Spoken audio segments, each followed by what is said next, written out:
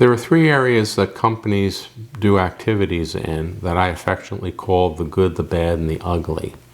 In the bad section, where companies work to do things that cause problems for them that can lead them towards becoming ugly, which is a place you don't want to be, is an area I want to talk about, in particular, responsibility and accountability. Why are responsibility and accountability important? Well, when you expect people to do what they're supposed to do, you're holding them responsible to get done, whether it's an activity or a strategy or some kind of activity. And there's an accountability to doing that. If you do not hold them accountable to get those things done and get them done well, and you don't give them the responsibility to do that, then problems will occur.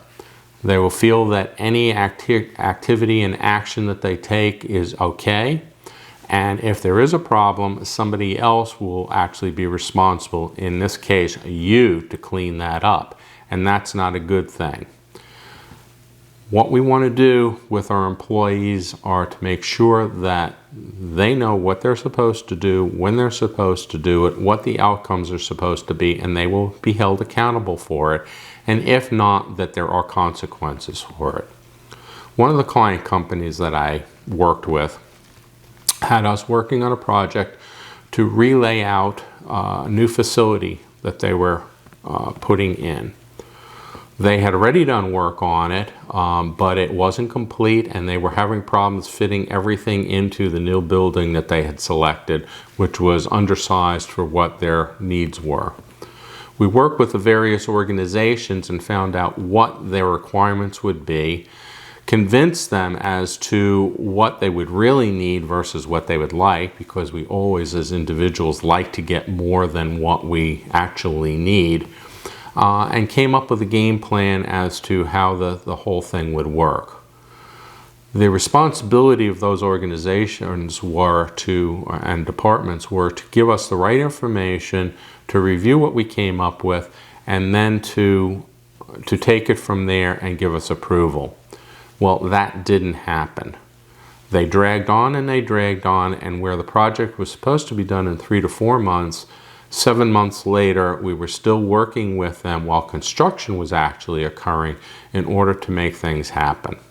They were not being held accountable to review the information that we had. They were not being responsible, and therefore problems were occurring. There were time delays, there were cost overruns, and the whole thing was becoming a mess.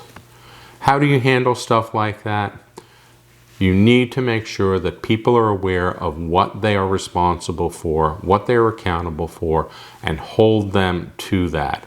If you don't, then things like occurred in this particular instance will happen, and you can run into cost overruns, time overruns, and even worse, maybe bad influences on the business that could lead to the ugly situation.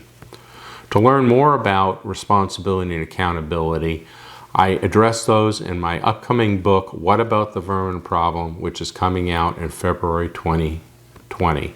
Hopefully you will look for it and buy it and read it.